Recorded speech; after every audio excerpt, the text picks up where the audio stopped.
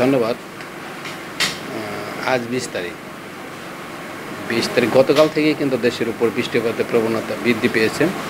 শুধু ঢাকা শহরের মধ্যে আমরা এখনও বৃষ্টি ওইভাবে পাইনি, তবে সকালে একটু গুঁড়ো বৃষ্টি হচ্ছে। তাছাড়া রংপুর বিভাগ, রাজশাহী বিভাগ, ময়মনসিংহ বিভাগ, সিলেট বিভাগ, সেই সাথে খুলনা, বরিশাল, চট্টগ্রাম বিভাগে কিন্তু অনেক জায়গাতে বৃষ্টিপাত হচ্ছে এবং ঢাকা বিভাগের দক্ষিণাঞ্চলগুলোতে বৃষ্টিপাত হচ্ছে এবং বৃষ্টিপাতের প্রবণতা বৃদ্ধি পেয়েছে। গত 2 দিন আগে যে ধরনের বৃষ্টিপাত ছিল তার চাইতে অনেক বৃদ্ধি পেয়েছে।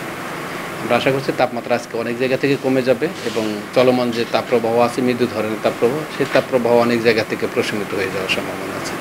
যেমন গত 24 ঘন্টা আমরা বৃষ্টিপাত রেকর্ড করেছি, অর্থাৎ সকাল 6টা পর্যন্ত যে আমরা বৃষ্টিপাত সে রেকর্ড করেছি সন্দ্বীপে 71 মিলিমিটার বৃষ্টিপাত রেকর্ড করেছি। সেই সাথে দিনাজপুর এবং সৈয়দপুরে 61-62 মিলিমিটার আমরা বৃষ্টিপাত রেকর্ড করেছি।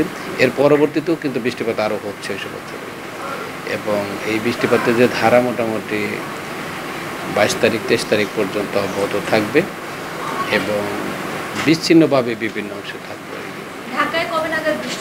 ঢাকায় তো এখনও হালকা হালকা কোথাও কোথাও বৃষ্টিপাত হচ্ছে।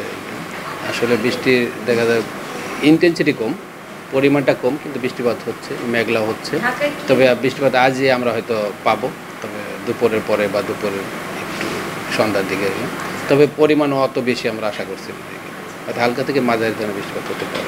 এবার যে বৃষ্টিপাতগুলো হবে এখন থেকে, যে আগামী বৃষ্টিপাতগুলো কি সময়কে অনেকক্ষণ বেশি করে থাকবে না? এই সময় বৃষ্টিপাতের কিন্তু আসলে দীর্ঘস্থায়ী হয় না, যেহেতু কালবৈশাখের বৃষ্টি। এখন 1 ঘন্টা, আধা ঘন্টা বা 1.5 ঘন্টা পর্যন্ত মোটামুটি বৃষ্টিপাত হয়ে যায়, তারপরে কিন্তু আকাশে মেঘ থাকে, কিন্তু বৃষ্টিপাত হয়ে থাকে না। বৃষ্টি আর ঘূর্ণিঝড় যেটা, ওটা আমরা কিন্তু আগে থেকে বলেছি 22 তারিখে অথবা 23 তারিখে বঙ্গোপসাগরে একটি লঘুচাপ সৃষ্টি হতে পারে। সে অনুযায়ী কিন্তু আমরা গতকাল আমাদের যে পূর্বাভাস করেছি ওইখান থেকে কিন্তু আমরা বলে দিয়েছি আগামী 48 ঘন্টার মধ্যে দক্ষিণ পশ্চিম বঙ্গোপসাগরে একটি লঘুচাপ সৃষ্টি হতে পারে।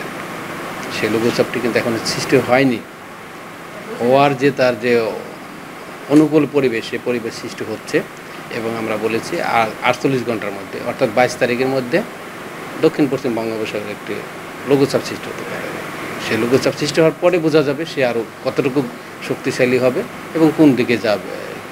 তারপরে হলো এই সময় ঘূর্ণিঝড় সৃষ্টি হলে বা লঘুচাপ সৃষ্টি যে ইন্টেন্সিফাই করে যদি সে নিম্নচাপ হয়, তখন কিন্তু তার মুভমেন্টটা সাধারণত উত্তর দিকে, অর্থাৎ বাংলাদেশের দিকে অথবা উড়িষ্যা উপকূল এই অঞ্চলের বেশি হয়ে থাকে সাধারণত।